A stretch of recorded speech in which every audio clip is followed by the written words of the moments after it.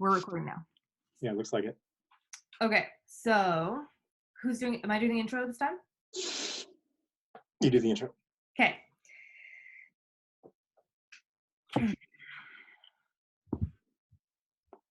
Hey guys, and welcome back to the Nikta and Jason show. I'm Nikta.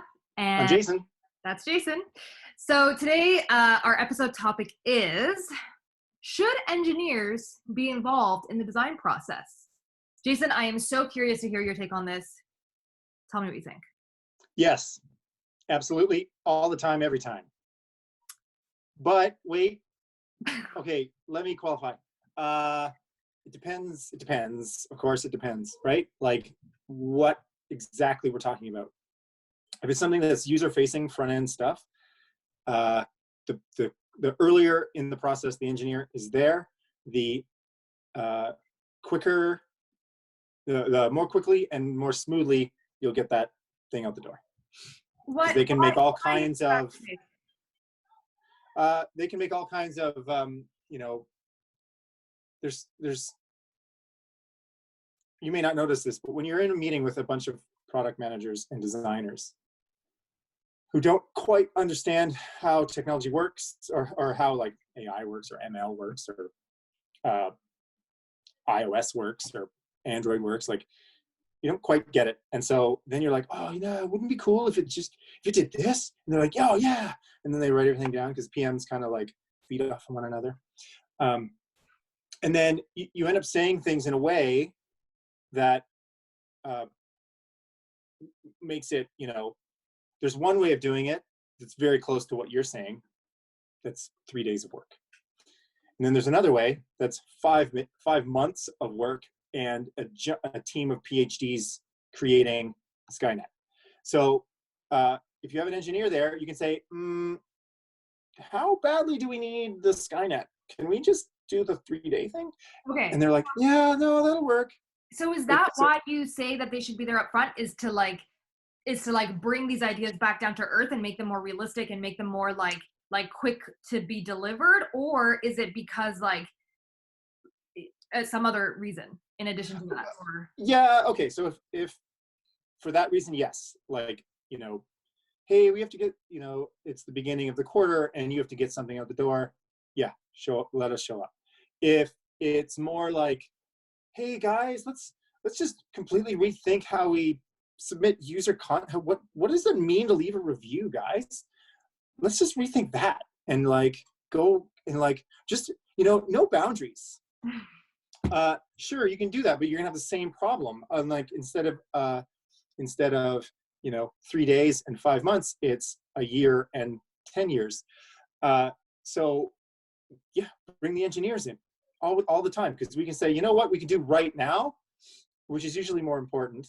You can have some great big grand vision, but eventually you have to ship something. Yeah, and so but that's a process, right? Like the whole discovery process. Oh my gosh, I saw that eye roll right there. I didn't eye roll. The discovery process is a long process where you do need to take a step back and you do need to ask yourself, what is a user? What is a human? What is a thought? I'm obviously exaggerating to be comical, but there needs to be a big step back taken oftentimes as part of the discovery process in order to make sure that the solution that you're designing is the right one for the problem that you're trying to solve, right? And so, so here's two of my problems with including engineers in the design process, which, by the way, if you were to ask me, and I have it in my notes right here, should engineers be involved in the design process? Yes, 100 million %. Yes, I agree with you. Yes. However, 2 challenges with that. Number 1, engineers often, in my experience, complain about meetings and I don't want to conflate issues here. There is obviously meetings that are run well and are productive and are, help in moving the entire team forward. And then there's meetings that are poorly run or not run at all, and they're a waste of everyone's time. But in general, even the well-run meetings are still time away from you from writing code. And it's still time away from you and context switching time. And so now you're less productive in your day, right? So that's one thing that I always am hesitant with. Plus there's 10 engineers and 1 PM and 1 designer. So all of a sudden, like, how do you choose who to include? And is it always a tech lead? And then the tech lead is always like in all of the meetings, but then also the other engineers are always saying like, hey, it would have been great if you guys had included us earlier in the design process. So then I'm like, okay, is it all 10 of you then? So that's one thing. Then the other thing is that sometimes it's a little bit, okay. This is, you're going on 30 okay, now. Third thing. All right. Third thing is that sometimes engineers, in my experience, and like this is rare, but it does happen, where there's almost like somehow like some like lack of respect for the designer in the sense, and what I mean by that is that everybody who's got a pair of eyeballs thinks that they're a designer, and they'll be like, Right. shouldn't that button be like red, or like I think the font is like a little bit too bold there. And it's like, okay, everybody and their dog has an opinion about this, but like there's a reason why we hired a designer who actually has a background in this stuff. And like, she is the expert here. And she's not hovering over your shoulders. This is one thing that a designer that I used to work with said to me once, and it really stuck with me. Like, she's not standing over an engineer's shoulders saying like, are you really sure you want to structure your for loop like that? Like, oh, that's not. Can you use the Y variable? I think Y pops more. Right, like exactly. Whereas the designer is constantly being criticized and judged because everybody has a pair of eyes. But it's not. Yes, but that's not exclusive to engineers. So let me go back and address your 3 points. Okay, go ahead. Not just 2, but I'll do the last one first. Yes, engineers get a lot more scrutiny on their code by other engineers. And we covered that. We covered why in episode 1, because we're a bunch of super geniuses and no one understands what we're doing. But other engineers, and so yeah, we do get called out a lot on a lot of stupid little shit like that too. And yes, it's kind of an occupational hazard as a designer to do that. And I'm sure they gain all kinds of tricks where they say, "Oh, yeah, you're 1 year out of school. What do you know about bold text, buddy?" They just say, "Oh, yeah, that's a great idea. Thanks. I'll take that into consideration." Something like that, right? Yeah. It's unfortunate. It's unfortunate, and you gain the respect of the designers if you don't go with that stuff, because it ends up churning out anyways. But talk more about like more high level things like, there's too many clicks here. Oh yeah, I really wanted more clicks with the PM, and then we all roll our eyes at the PM. Okay, so that was yes, you don't want to outnumber engineer. You don't want to have an army of engineers and then 1 designer and 1 PM. Don't do that. You can, and that's up to the team lead though. I'd probably ask for the team lead all the time. Hopefully the team lead's smart enough to account for all the whole tech audience, or all the tech stakeholders, I guess you'd call it.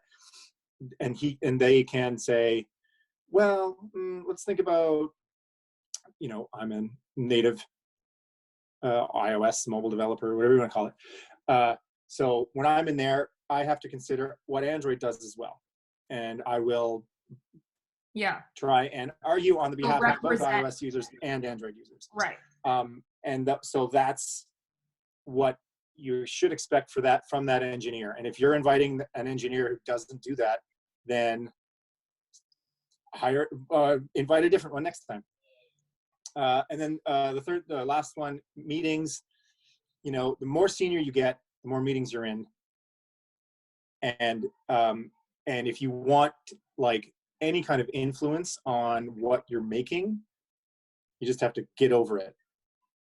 Like it's just too many meetings. It's like usually a half an hour. You're probably looking at Reddit anyway. Like you're not actually coding constantly 8 hours a day. You can work around meetings, and like as long as they're not impromptu. Like if you're coming up to a person, hey, we got this design meeting. It's in 5 minutes. Can you come? Yeah, that's going to piss people off. But if you're inviting someone like a week in advance, that's completely normal office stuff to do. And so if the engineer is complaining, invite a different engineer who doesn't complain. It's my opinion on that. There you go. This is great. PMs and engineers should talk more often because, about stuff like this. Yeah. And I'm sure that a lot of them do. But I find it very helpful to get somebody else's perspective on these things that I struggle with all the time. Should I invite the engineers to this meeting? Should I not? Should I invite all of them? Should I just invite them as optional and see who shows up? And then what if they all show up and now I have a meeting of like 10 people as opposed to a meeting with 3 people, which I would run very differently and have a different kind of agenda or brainstorming like approach Right. for. Like it's not easy, right? Like when it and I'm personally a proponent of like really well run meetings. I'm very militant about the meetings that I run, and I try to stick to time and try to make sure that there's an outcome and stuff. And so it changes completely how I plan for the meeting depending on who's going to be there and how many people are going to be there, right? Right. Anyway, sorry, we're a little long, but I was just going to say, yes, if you want to get somewhere in a meeting, anything over, I don't know, 3, maybe 4 people, then you should just expect like a Royal Rumble opinion fest and not get anything done. I totally disagree with that. I cannot wait to dive into it with you. I'm going to add another episode on meetings list of episode topics. Yeah. I think we have a meetings episode. Well, okay. We might have. Yeah, let's go at it. Oh my God, episode 5. Click subscribe, everybody. Let us know what you think about engineers being involved in the design process. Hopefully we get to hear from designers, from engineers, from PMs, from all types of folks. Leave us your thoughts in the comments below and see you next time. See ya.